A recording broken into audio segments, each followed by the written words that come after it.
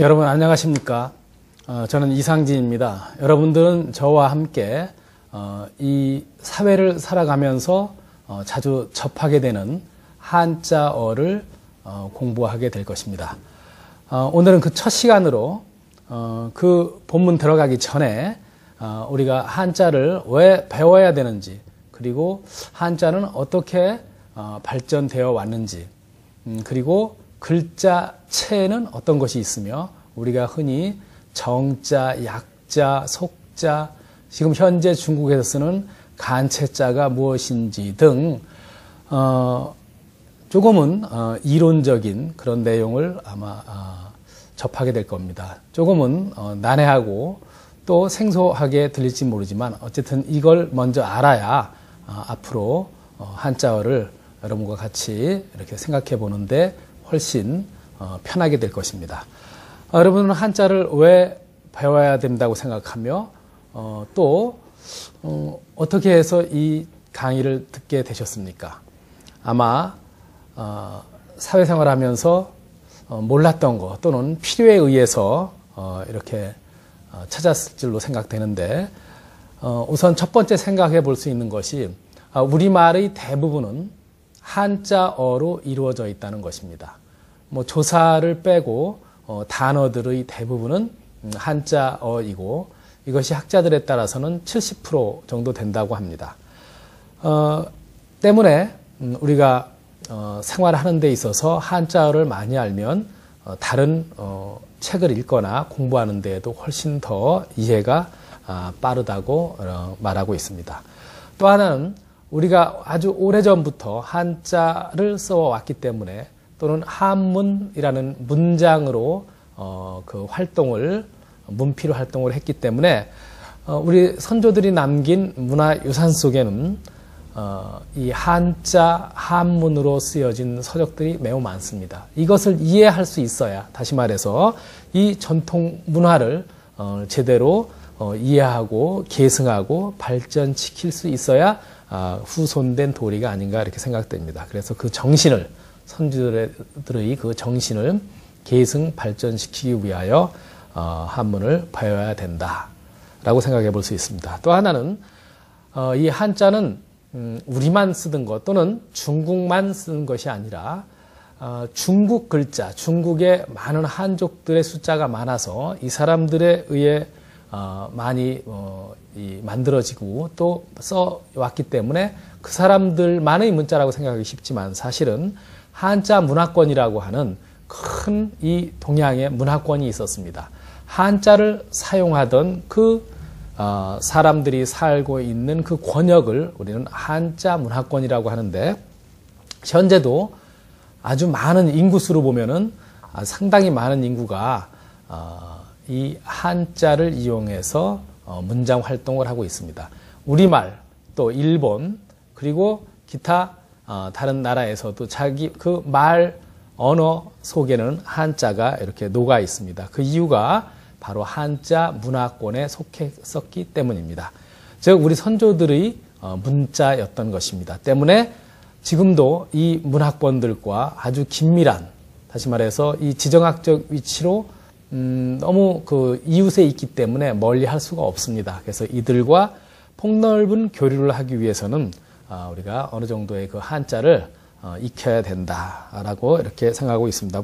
보통 이 한자 문화권을 우리 이 동양 이 삼국뿐만이 아니고 멀리 월남이나 싱가포르, 기타 나라에서도 많이 사용했었고 하고 있습니다. 특히 월남 같은 지금 베트남이라고 하는 데는 20세기 초까지 한자를 썼고 과거 시험을 통해서 인재를 등용했었습니다. 즉 과거 시험 제도가 있었던 나라입니다. 기타 또 생각해 볼 수 있는 것은, 이 한자가 만들어진 것은 여러 가지 그 글자 만드는 방법 중에서 표의 문자라고 해서 처음에 그림의 축약되면서 이렇게 추상적으로 변했다고 하는데, 이런 글자들이 많이 차지하고 있습니다. 이런 의미를 이용해서 만들었기 때문에 글자마다 독특한 의미가 있습니다. 이 사실을 알면 저절로 인성교육에 도움이 된다고 생각합니다. 다시 말해서 노인이라고 할 때 늙을 노자가 있습니다. 늙을 노자 윗부분은 바로 노인을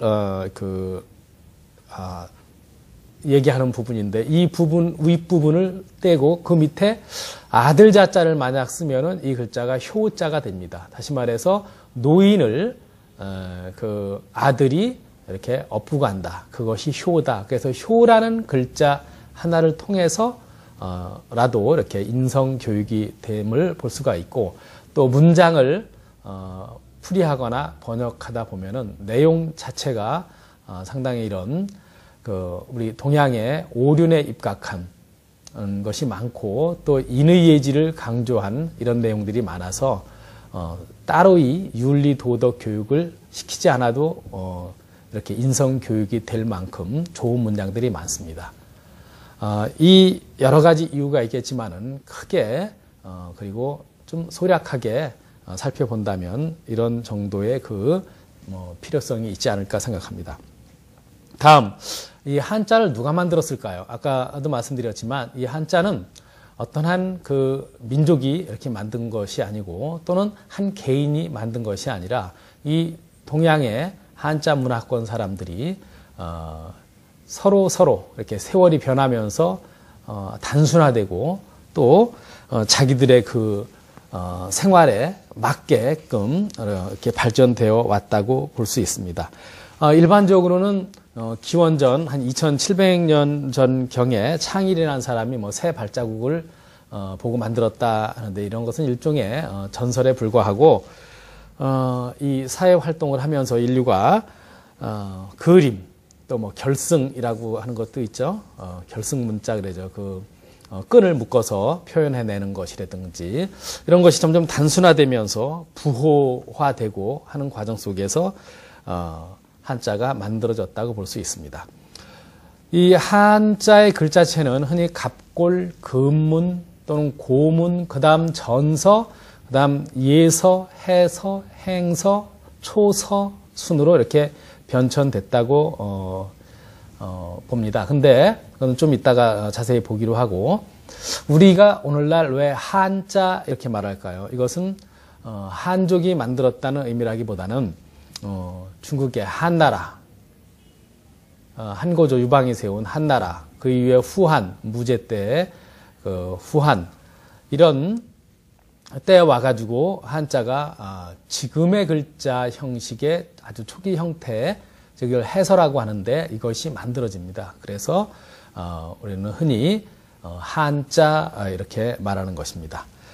즉 한나라 때에 완성됐다라고 해서 한이라는 글자를 붙여서 한자, 한문이라고 한다는 것입니다.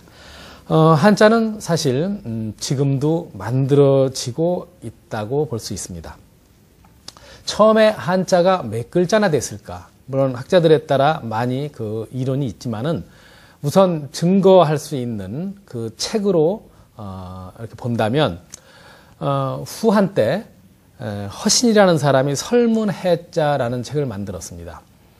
이 설문해자는 글자 그대로 글자를 해설한 것입니다. 즉 이 글자는 어떻게 해서 만들어졌다. 지금식으로 굳이 따진다면은 한자 자전과 같은 역할을 한 책인데, 여기에 한 9,000여 자가 들어 있습니다. 그러니까 이 사람이, 허신이 더 있는데 요만큼만 9,000개만 골라서 했다라고 볼 수도 있겠지만은, 일반적으로 그 시대에 통용되고 있는 것을 일반적으로 학자들은 그렇거든요. 최대한 다 이렇게 적어 넣었으리라고 그런 욕구가 있기 때문에 그렇게 보는데, 그래서 흔히 그 당시만 해도 한 9,000여 정도 있지 않았을까 봅니다. 그 이후에 18세기경에 들어와 가지고 청나라 때 강인연간에 자전 만들었는데, 이것을 흔히 강의자전이라고 합니다. 여기에 4,900여 자가 실려 있습니다. 현재 쓰는 글자는 얼마나 되느냐? 물론 이걸 다 헤아릴 수도 없고, 그 이유는 자꾸 만들어지고 있기 때문에 그렇습니다. 그리고 다 찾아내기도 쉽지가 않아서 정확히는 알 수 없는데, 6만 자 또는 6만 5천 자 사람에 따라서는 7만 자는 될 것이다라고 추론하기도 합니다. 이렇게 그 설문해자 부천부터 지금의 6만 자, 7만 자 하는 데까지 이렇게 발전한 거 보면은 그 수천 년 동안 얼마나 많이 사람들이 글자를 만들어냈는지 알 수 있습니다. 지금도 만약 여러분들이 뭐 이렇게 재미삼아서 이렇게 떠도는 글자들 중에 뭐 술의 거자 밑에 사람인을 넣고 뭐 이건 뭐 사람이 꽤 갈 때 죽는 뭐 무슨 글자다 이렇게 만들어내는 것처럼 이것이 오래 통용되다 보면 하나의 글자로 정착될 수도 있을 것입니다. 이렇게 글자를 만드는 것입니다. 그래서 우리나라는 그러면 이 한자를 이용해서 문장 활동하는 것이 편하지 않았습니다. 중국의 그 수많은 한족들이 만들어냈고 그 사람들 위주로 이 글자를 썼기 때문에 우리의 어순과도 달랐고 또 우리가 사용하기에 매우 불편했습니다. 그래서 우리는 훗날 한글을 다시 발명해내기도 했는데 우리에게 맞게 이것을 좀 바꿔서 우리 걸로 쉽게 사용할 수 있도록 시도하기도 했습니다. 그것이 바로 이른바 향찰이니 또는 이두, 구결 뭐라고 하죠. 이런 것들은 바로 그것의 산물입니다. 물론 그렇다고 해서 우리만 쓰다 보니까 그런 향찰이 또 외국과 이웃 나라와 소통하는 때 문제가 있었기 때문에 다시 또 쇠퇴하고 말았던 것이죠. 다음 한자는 어떤 글자체가 있을까요? 여러분들 글자를 쓰면은 어떤 사람들이 한자를 많이 하는 사람들이 쓴 글자를 보면은 이해하지 못할 경우가 있습니다. 또는 어디 이런 그 방송이나 신문 이런 매체에 어떤 글자가 사진으로 찍혀져 있는데 보면은 전혀 알 수 없는 글자도 있습니다. 아주 흘겨 쓴 것도 있고 너무 네모 반듯반듯한 것도 있고 이렇게 글자의 종류가 아주 상당히 많아서 혼돈이 오는데 그 글자들은 시대에 따라서 변천했기 때문에 그것을 훗날 예술하는 사람들, 붓글씨 쓰는 사람들이 또 그걸 갖다 쓰고 하는 바람에 조금씩 우리가 알기 어렵게 되었고 지금 현재 우리가 쓰는 정자라고 하는 것은 물론 해서라는 글자체입니다. 물론 그 해서 우리가 정자라고 할 때는 강의자전에 있는 글씨체를 일컫는 것입니다. 원시 시대에 하나라 시대 때부터 문자가 있었다고 합니다. 우선 한 4, 5천 년 전 경으로 보는 그런 글자도 대문구라는 데에서 이렇게 발견된 적도 있었고 그 이전 6천 년 전에도 글자가 있었고 또 여러분들이 잘 아는 은나라 수도 은허라는 곳에서 글자가 이 뼈, 거북 등 껍질 이런 데에 써져 있는 것이 발견되기도 했습니다. 이 갑골문이라고 하는 것은 말 그대로 갑은 갑자를 잘 보십시오. 보면은 밭전자 같이 생긴데 밑에 이렇게 밑으로 뭐가 빠져나왔죠. 그게 갑자입니다. 이 갑자는 그러니까 거북 등 껍질 밭전자 모양의 껍질의 밑에 꼬리 모양을 이렇게 놓은 것으로서 사실은 이것은 거북 등 껍질을 의미합니다. 여기에 예전에 글씨를 썼는데 이것이 발견된 것입니다. 즉 상나라 때 BC 16세기 BC 11세기 사이에 있었던 이런 나라 때 썼던 것이고 그 위에 뒤에 뼈에 쓴 것도 물론 발견된 적도 있습니다. 이걸 후에 사람들이 용골이라고 해서 발견해서 이름을 붙이기도 했었는데 이렇게 짐승의 뼈에 글씨를 쓰고 거북 등껍질에 써서 하늘에 제사하고 점을 치고 했다는 이런 데서 발견된 것을 우리는 갑골문이라고 합니다. 그 이후에 금문이라고 하는 것이 있는데 금은 쇠금자입니다. 이 쇠금자는 지금 우리가 쇠금하고 황금할 때 골드라는 금하고 많이 이렇게 혼돈되죠. 어떨 때는 쇠라고 하고 어떨 때는 황금이라고 하는지 그 구분하기 어려운데 이건 옛날 주나라 때라고도 하고 그 이전이라고 하는데 흔히 주나라 때에는 이 청동을 이 금이라고 했었습니다.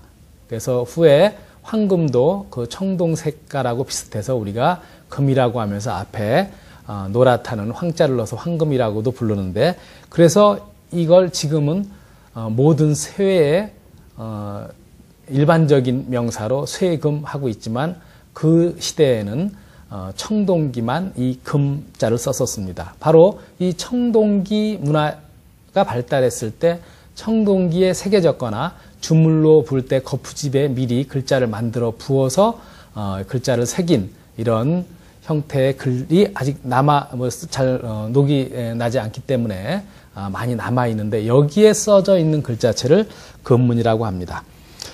그 뒤에 고문이라는 게 있습니다. 이때는 이제금자가 위에가 아니라 세금자였죠. 여기는 옛고자입니다. 그래서 위에 금문과 밑에 고문하고는 의미가 아주 다릅니다. 이 고문이라고 하는 것은 옛날 글 이런 의미인데, 사실은 이것은 공자가 핍박을 받은 적이 있습니다. 물론 죽은 뒤 한 200~300년 뒤쯤에 진시황의 분서갱위에서 핍박을 받았는데, 공자는 젊은 시절에 길을 가다가 어느 고을에 노파가 울고 있는 것을 보고, 왜 우느냐고 하니까 동네 저 동굴에 괴물이 있는데 1년에 한 사람씩 제물을 바쳐야 되는데 우리 집 손녀딸 차례다, 그래서 운다 하니까 공자가 걱정 마십시오, 내가 들어가 보겠습니다 하고 들어가서 그 괴물을 무찔렀는데 결국은 그것이 진해였다고 합니다. 그래서 진해가 도력 앞에 죽으면서 파란 연기가 돼서 하늘로 올라가면서 내 언젠가 이 원수를 갚겠다 하고 사라졌다는 옛날 이야기가 전합니다. 근데 공자는 이것이 언젠가 나를 핍박할 것이다 라는 걸 미리 알고 자기의 저수를 자기 집 담벼락을 이렇게 파내고서 그 안에 책을 감춰놓고 다시 발랐다고 합니다. 훗날 후한때 경제 때 이걸 꺼내게 됩니다. 집을 수리하는데 공자 집에서 나왔습니다. 그래서 예전에 써져 있는 그 글씨체라고 해서 우리는 흔히 이 공자 집 담벼락에서 나온 이 책에 써져 있는 글자체를 우리는 고문이라고 합니다. 흔히 여기서 나온 책을 고문상서 그러는데, 상식적으로 미리 알아두자면 이 상서라고 할 때 이 서라는 것은 지금은 글서자 또는 책서자라고 흔히 많이 쓰지만은 이 서는 역사라는 의미도 있습니다. 그래서 예전에는 역사책을 서라고 했습니다. 공자는 연임금서부터 자기가 살던 시대까지를 역사책을 썼습니다. 이것을 우리가 서라고 하는데, 이게 한나라 때 와서는 앞에 숭상할 상자를 넣어서 상서라고 했고, 송나라 때 주자 때 시대 때 와가지고선 이걸 경전에 넣으면서 서경이라고 이렇게 이름이 바뀌어졌습니다. 다시 말해서 이 상서라는 것은 지금 사서 삼경의 그 삼경 안에 들어있는 시경, 서경, 주역할 때 바로 서경입니다. 서경, 다시 말해서 이 상서의 공자 집에서 나왔던 바로 그 고문 상서의 글씨체를 고문이라고 한다는 것입니다. 그 다음에 대전이라는 글자체가 있었습니다. 이것은 태사였던 주라는 사람이 글씨를 써서 전해졌다 하는데, 말로만 이렇게 되어 있고 실제는 전해지질 않고 있습니다. 그 이후에 소전이라는 글자체가 나타납니다. 이 소전이라는 글자체는 진시황이 나라를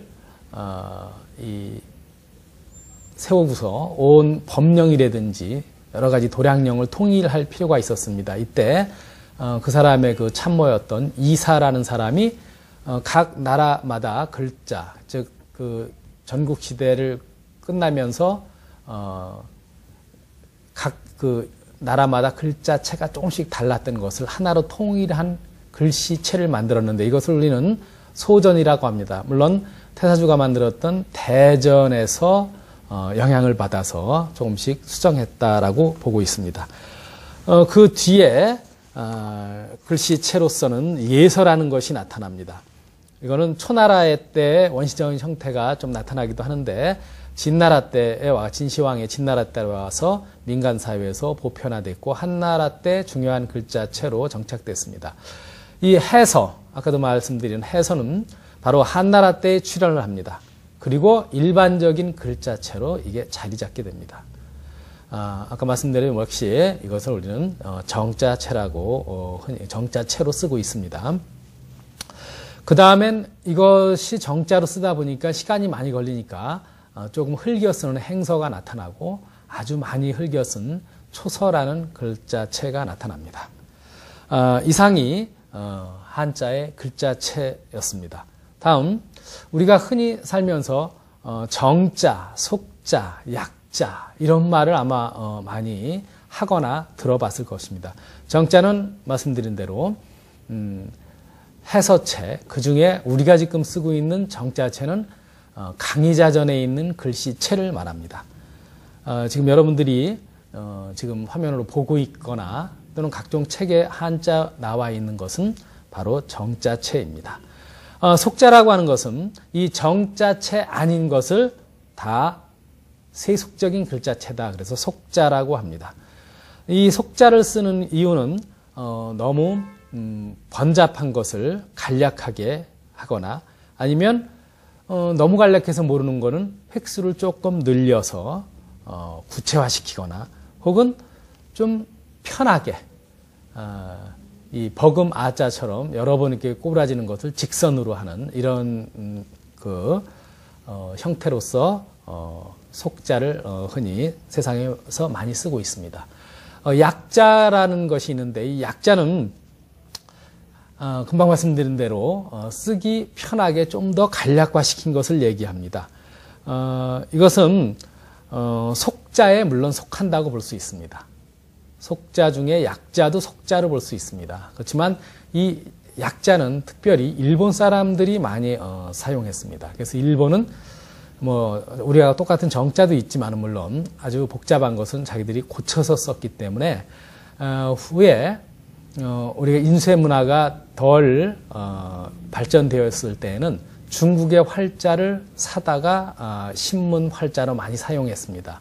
때문에 전에 나이가 많이 드신 분들이 본 신문의 글자는 대부분 이 약자가 많았습니다. 그래서 지금도 연세 드신 분들은 약자를 많이 쓰는 것을 볼 수 있습니다. 이 약자만 쓰다 보면은 정자를 잃어버리기 때문에 이 약자 쓰는 것은 좋지 않습니다. 더구나 이 지명이라든지 특히 상대방의 이름을 쓸 때는 절대로 약자를 쓰면 안 됩니다. 신뢰를 범하는 것이 됩니다.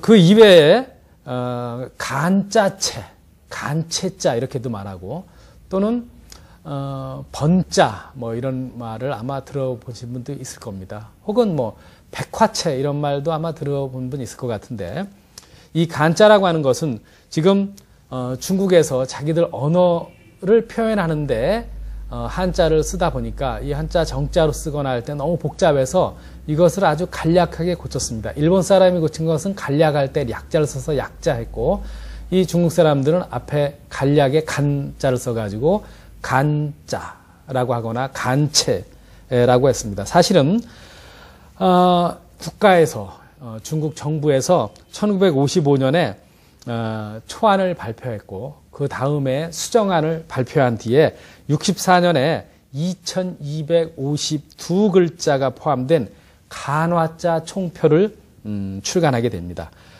그래서 원래는 간체자가 아니라 간화자라고 했었습니다. 그 뒤에 간자, 간체자 또는 뭐 간화자라고도 하고 이 세 가지 말을 지금 쓰고 있는데 다시 말해서 여러분들이 중국 관련된 어떤 뭐 책이나 화면, 영상으로 이렇게 보다 보면은 한자를 쓰긴 썼는데 글자가 좀 이상한 것들이 있죠. 바로 이것이 간체차입니다.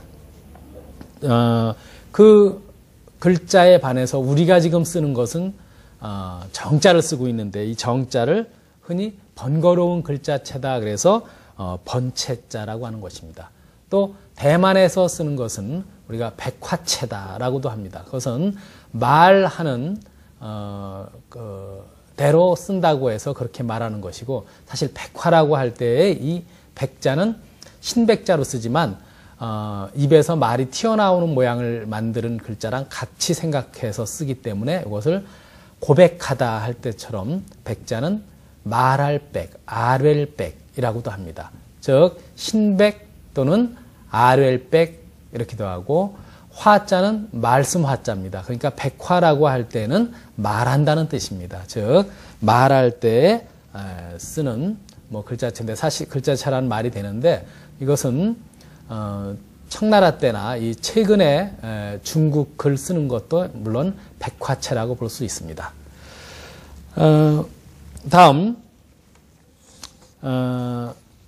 참고적으로 이 갑골문 할 때 이 갑골은 거북의 등껍질, 그걸 우리는 귀갑이라고 하는데, 또 짐승의 뼈, 이걸로 수골이라고 하죠. 짐승 숫자의 뼈골자, 이 수골, 여기에 글을 써서 점을 쳤다고 합니다. 이 점을 치는 것은 긍정과 뭐 부정 두 가지가 있다고 하는데, 무슨 그 점에 해당되는 글을 쓴 다음에 뭐 구멍을 뚫고서 불로 지지면 그 균열이 생기는 것을 보고서 이것이 길한 일인지 흉한 일이 되는지를 이렇게 알아냈다고 합니다. 물론 전쟁에 나가는데 하늘에 이 전쟁이 이길 건지 질 건지를 물어보는데 바로 이런 방법을 많이 사용했고, 물론 그래서 대부분 전쟁을 해야 될 경우에는 길하다라고 점괘가 나오게 될 것이며, 나왔다라고 아마 이 점치는 사람이 했을 것이며, 그러면 병사들이 용기 100배에서 전쟁을 더 잘 수행할 수 있게 하기 위한 방법이 아니었나 이렇게 생각합니다. 이상으로 우선 본격적인 우리 한자어 들어가기 전에 조금은 이론적인 한자가 무엇인지, 왜 배워야 되는지 등에 대해서 살펴봤습니다. 요 다음 시간도 아마 이와 유사한 그런 그 시간이 될 것입니다. 여러분 수고하셨습니다.